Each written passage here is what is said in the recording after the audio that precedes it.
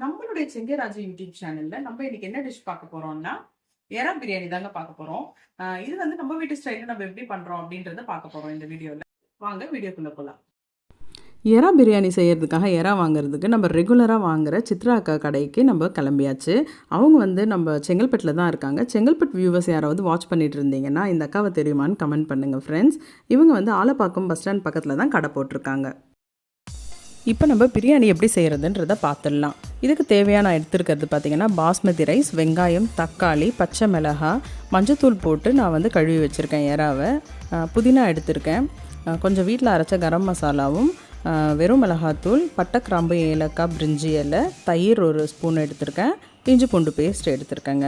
இப்போ வந்து நம்ம அடுப்பை ஆன் பண்ணிவிட்டு பாத்திரம் எந்த பாத்திரத்தில் செய்ய போகிறோமோ அதை வச்சுட்டு எண்ணெயும் நெய்யும் சேர்த்துக்கலாம். நான் நெய் சேர்க்கலை, நெய் இல்லாததுனால நெய் சேர்த்துக்கோங்க.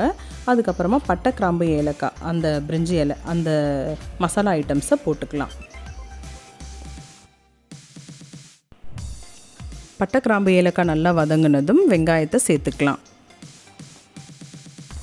நான் 1/2 கிலோ தான் எறா வாங்கியிருந்தேன், அதனால் நான் வந்து பாஸ்மதி அரிசி 2.5 டம்ளர் எடுத்திருக்கேன். வெங்காயம் வந்து 4 வெங்காயம் எடுத்திருக்கேன்.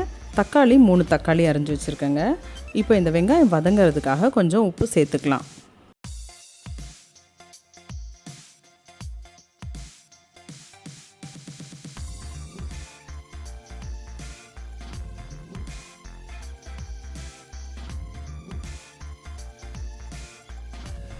உப்பு சேர்த்து வதக்குனதும் வெங்காயம் நல்லா ப்ரௌன் கலராக நிறம் மாறி வரும். அந்த சமயத்தில் வந்து நம்ம ஒரு 3 ஸ்பூன் வந்து இஞ்சி பூண்டு பேஸ்ட்டு சேர்த்துக்கலாம். இஞ்சி பூண்டு இந்த மாதிரி நல்லா ப்ரௌனாக வதங்கி வந்ததுக்கப்புறம் தக்காளியும் பச்சை மிளகாயும் சேர்த்துக்கலாம். தக்காளி சேர்த்து நல்லா வதங்கி வர நேரத்தில் நம்ம வந்து வீட்டில் அரைச்சிருக்க கரம் மசாலா தூள் சேர்த்துக்கலாம். அது வந்து ஒரு ஸ்பூன் நான் சேர்த்துருக்கேன். இந்த மசாலா நல்லா வதங்கட்டும். அதுக்கப்புறமா நம்ம வந்து அலசி வச்சுருக்கிற எறாவை சேர்த்துக்கலாம். எறாவை வந்து நான் உப்பும் மஞ்சத்தூளும் போட்டு நல்லா வாஷ் பண்ணி எடுத்து வச்சுருக்கேன்.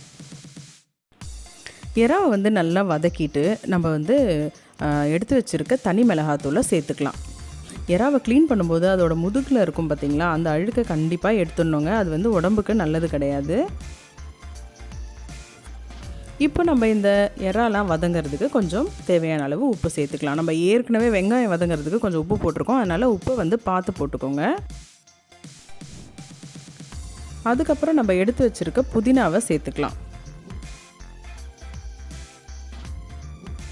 புதினா நல்லா வதங்கினதுக்கப்புறம் இப்போ பார்த்திங்களா எறா வந்து எவ்வளோ தண்ணி விட்டுருக்குன்னு பாருங்கள். இந்த தண்ணியை நம்ம கணக்கு வச்சு தான் சாப்பாட்டுக்கும் நம்ம தண்ணி வைக்கணும். இப்போ நம்ம எடுத்து வச்சுருக்க 1 ஸ்பூன் தயிரை சேர்த்துக்கலாம். தயிர் சேர்த்ததுக்கப்புறம் கொஞ்சம் வதக்கி விட்டுட்டு நம்ம இப்போ தண்ணி ரெடி பண்ணிக்கணுங்க. நான் வந்து 1 டம்ளர் அரிசிக்கு 1.25 டம்ளருன்ற அளவில் நான் தண்ணி எடுப்பேன். ஒரு சிலர் வந்து 1.5 டம்ளர் அளவு தண்ணி வைப்பீங்க. அவங்கவுங்க வீட்டில் எப்படி நம்ம செய்துக்கிறோமோ அதை பொறுத்து தான் இந்த தண்ணி அளவுன்றது. அதனால் நான் 1.25 தான் எடுப்பேன் 1 டம்ளருக்கு. அந்த இதில் நான் தண்ணி வச்சுருக்கேன். இப்போ அந்த தண்ணியை நம்ம சேர்த்துக்கலாம். தண்ணி சேர்த்ததுக்கப்புறம் உப்பையும் காரத்தையும் நம்ம செக் பண்ணி பார்த்துக்கணுங்க. அப்போ தான் நம்ம வந்து ஏதாவது தேவைன்னா சேர்த்துக்க முடியும். அதுக்கப்புறம் நம்ம சேர்த்து கலக்க முடியாது. அதனால் இந்த டைம்லேயே செக் பண்ணிக்கோங்க. ஒரு மூடி போட்டு நல்லா கொதி வர அளவுக்கு விட்டுருங்க. இப்போ பாருங்கள் தண்ணி நல்லா கொதி வந்துருச்சு. இந்த டைமில் நம்ம ஊற வச்சுருக்க பாஸ்மதி அரிசியை சேர்த்துக்கலாம். பாஸ்மதி அரிசியை நான் வந்து ஒரு 20 நிமிஷம் ஊற வச்சுருக்கேங்க. அதனால் சீக்கிரமே வெந்துடும்.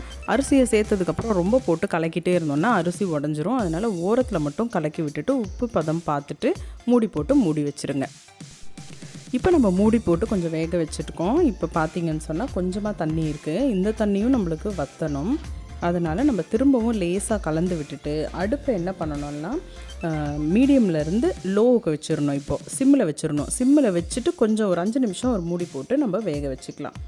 அந்த 5 நிமிஷம் பொறுத்து நம்ம வந்து ஸ்டவ்வை ஹையில் வச்சு நம்ம எப்போவுமே பிரியாணி செய்கிறதுக்குன்னு ஒரு தவா வச்சுருப்போம். ரெகுலராக பிரியாணி பண்ணுறவங்க கண்டிப்பாக வச்சுருப்போம். அந்த தவாவை அது மேலே வச்சு எந்த பாத்திரத்தில் பண்ணுறோமோ அந்த பாத்திரத்தை தூக்கி அந்த பிரியாணி பாத்திரத்தை அதில் வச்சிடணும். வச்சுட்டு கொஞ்சம் நேரம் அது ஹைலியே இருக்கட்டும். சீக்கிரமாக அந்த தண்ணியை வந்து அது இழுக்க ஆரம்பிச்சிடும். இப்போ பாருங்கள் நல்லாவே ட்ரை ஆகிடுச்சு. நம்ம பிரியாணி ஆல்மோஸ்ட் ரெடி ஆகிடுச்சுங்க. எவ்வளோ பலன்னு வந்திருக்கு பாருங்கள் நம்ம செஞ்சுருக்க பிரியாணி.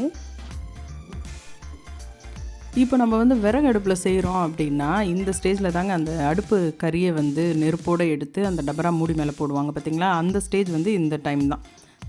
ஆனால் நம்ம வந்து ஸ்டவ்வில் செய்கிறதுனால இந்த தவா வச்சோன்னு சொன்னால் நல்லாவே ஹீட் வந்து தண்ணியை வந்து அப்சர்வ் பண்ணி ஹீட் நல்லா கொடுக்கும். இப்போ பாருங்கள் ஃப்ரெண்ட்ஸ், எவ்வளோ பலன்னு நம்மளோட சாப்பாடு ரெடி ஆகிடுச்சு. கண்டிப்பாக நீங்களும் இதே மாதிரி ட்ரை பண்ணி பாருங்கள். இப்போ இதை ஒரு பாத்திரத்தில் நம்ம ட்ரான்ஸ்ஃபர் பண்ணிக்கலாம். இந்த 4 பேருக்குன்ற அளவு பார்த்திங்கன்னா 2.5 டம்ளர் எங்களுக்கு கரெக்டாக இருந்தது. அவங்கவுங்க ஃபேமிலிஸ்க்கு தகுந்த மாதிரி நீங்கள் பொருட்களை வந்து அதிகப்படுத்தி நீங்கள் போட்டு செய்துக்கோங்க. இதில் முக்கியமான விஷயம் என்னென்னு பார்த்தீங்கன்னா, எறா வந்து ஃப்ரெஷ்ஷாக இருக்கணுங்க. அந்த சீ ஃபுட் வந்து ஃப்ரெஷ்ஷாக இல்லை அப்படின்னு சொன்னால் ஃபுல் பதார்த்தத்தையும் கெடுத்துரும். அதனால் அதை மட்டும் பார்த்துக்கோங்க. என்னோடய சேனலை கண்டிப்பாக எல்லோரும் லைக் பண்ணுங்கள், ஷேர் பண்ணுங்கள், சப்ஸ்கிரைப் பண்ணுங்கள் ஃப்ரெண்ட்ஸ். தேங்க்ஸ் ஃபார் வாட்சிங்.